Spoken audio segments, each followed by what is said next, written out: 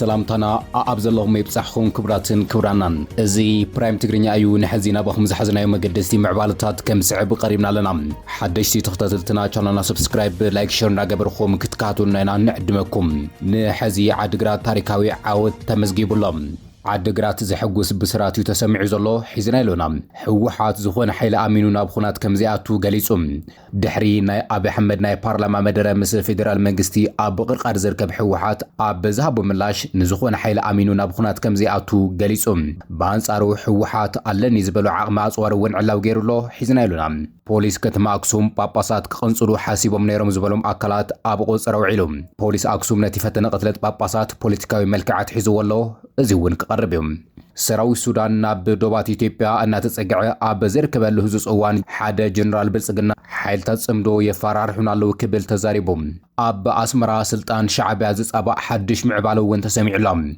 زي خمزيلونا هلو أب مأخلا مبراغ أمريكا مبل خلا يزور أب لعل إيران حيال متكعتي فونيالام نايزو من خلو زرزر معبالتات حزق قربي كبراتن كبرانن كسامو داتام سايصنيحكم كتكاتولو بخبري يعدمكم عدقرات زحقوس معبالم والوالو يونيفرسيتي عدقرات تاريكاوي عاوت بمزقاب صوع وانجا إثيوبيا عتيروم غانتا والوالو يونيفرسيتي عدقرات بلوم علت نسيداما بونا خلتن بادو بمسعر نفلما أوان صوع إثيوبيا 2018 عتيروم أب ستاديوم أديس أبابا استخايدة فتصامة صوتا صوع إثيوبيا والوالو يونيفرسيتي عدقرات أب زحلف عامة ناي بريمير ليج إثيوبيا شامبيون زنبرات سيداما بونا خلتن بادو بمسعريا صوع كتعتر زغالت والوالو يونيفرسيتي عدقرات أب زغصن لا يودر عامة إثيوبيا وكلا أب ناي كونفدريشن صوع أفريقيا كاف كتساتف مغانا دما بوقعي ترقاقي صلهم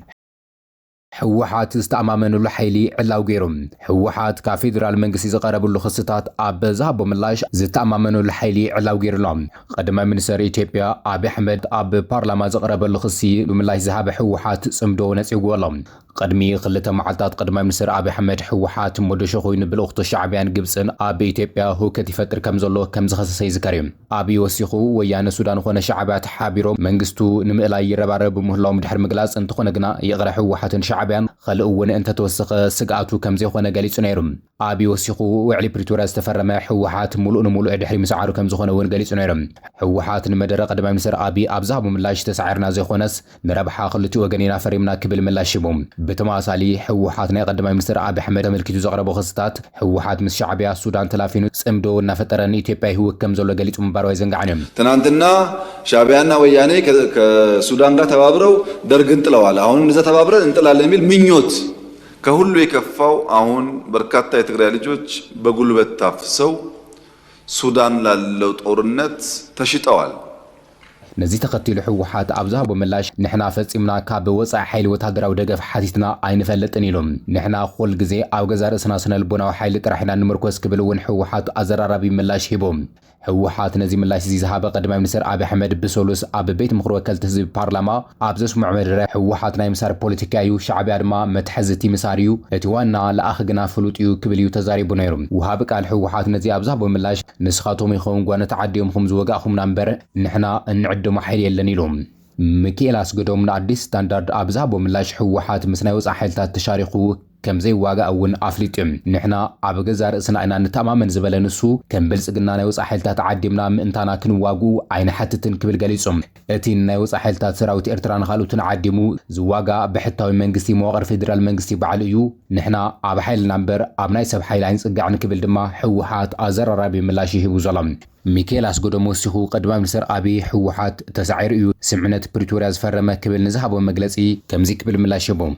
نحنا تسعيرنا اي فرمنان مستسعر حيلي دبلوماسياوي دردر اي قبرنيو نساتهم نعنا بحيلك سعرنا سلازي خول يوم ناب مدرادري صدقه زمصعنا بلصقنا نعنا بحيلك سعرنا سلازي خال ايو نابناي دردر طرابيزا كمص زخالم اتيو علي بريتوريا دما نربحا خلوتي وغنات تباهيلو استغبره ناي سلام مرጫ يكبليو ميكيلاس قدم مليسوم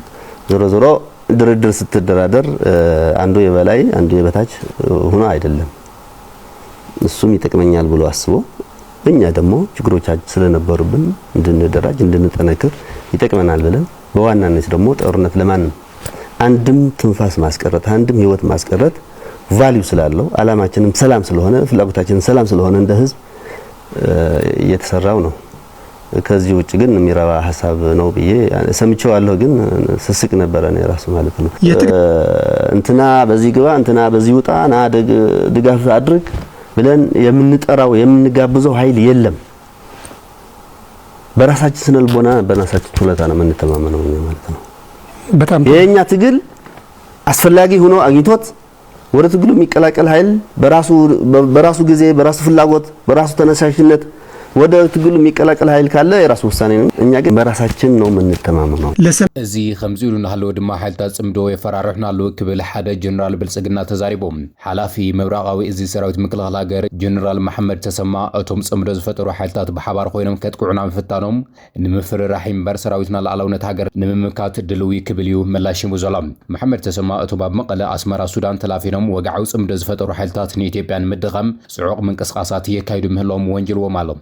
ንሱ ነቶም ናይ ውሽጣዊ ባንዳታት ኢሉ ዝገለጾም ሓይልታት ምስ ናይ ወፃኢ ሓይልታት ሰራዊት ሱዳንን ሻዕብያን ተላፊኖም ብሓባር ኮይኖም ከጥቅዑና ምዃኖም ገሊጾም ከፈራርሑና ይፍትኑሉ ክብል እዩ ተዛሪቡ ዘሎ። እዚ ብወገን ፌደራል መንግስቲ ዝግለጽ ዘሎ መግለጽታት እቲ ኣብ ባይታ ዘሎ ሓድሽ ናይ ሓይልታት ምትእክካብ ጽምዶ ንኣዲስ ኣበባ ከቢድ ራሕድን ሸቕሎትን ፈጢሩ ምህላው ምልክት እዩ እናተባህለሉ እዩ ዝርከብ ዘሎ።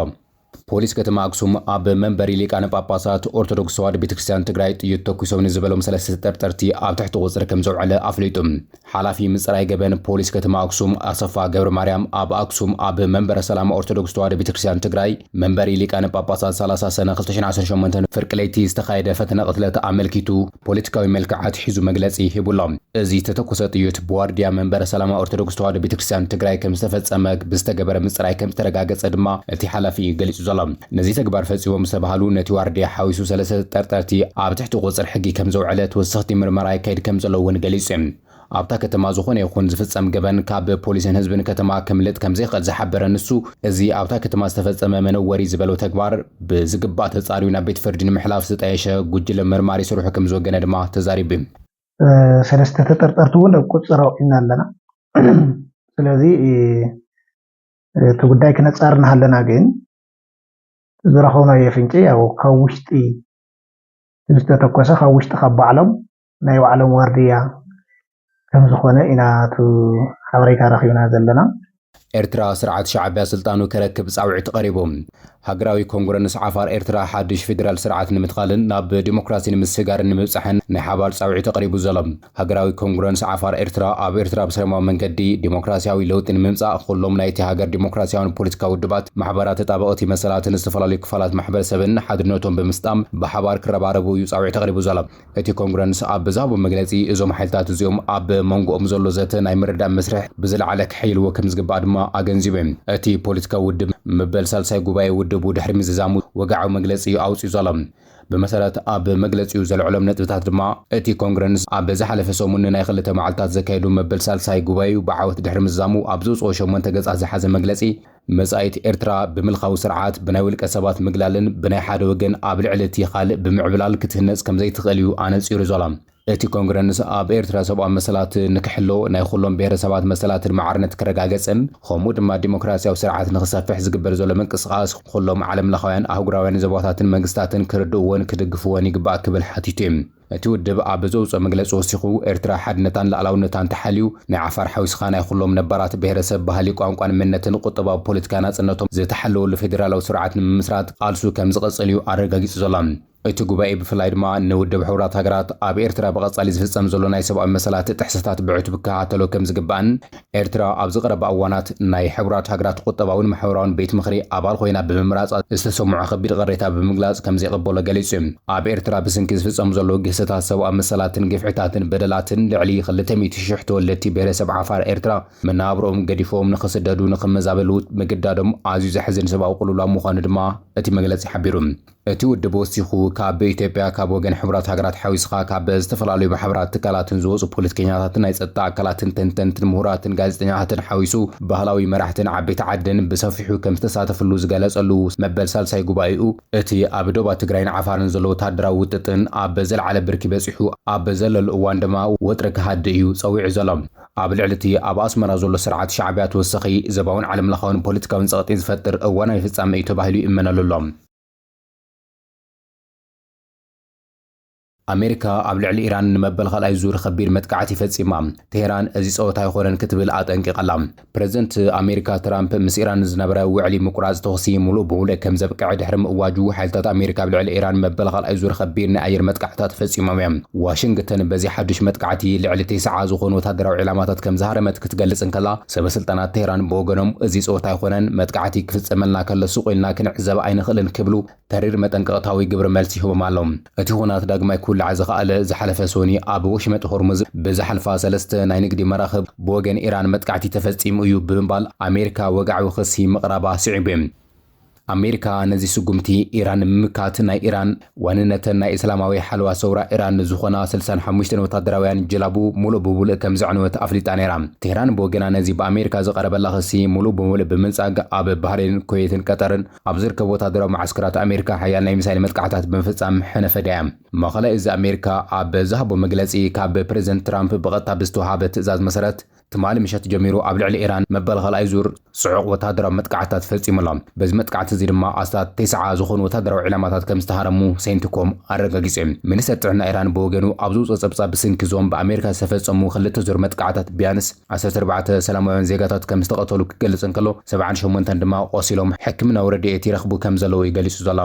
እቲ ንሕደት መዓልታት ጥራሕ ክትግበር ጸንሐ ውዕሊ ምቁራጽ ተጻብኦታት ኣብ መንጎ ክልተን ሃገራት ዘሎ ወታደራዊ ምትፍናን ዳግማይ ምብርዑ ስዒቡ ማዕከላት ዜና ቢቢሲ ከም ዝሓፎ ኣብ ዝሕዚ እዋን ዋጋ ነዳዲ ዓለም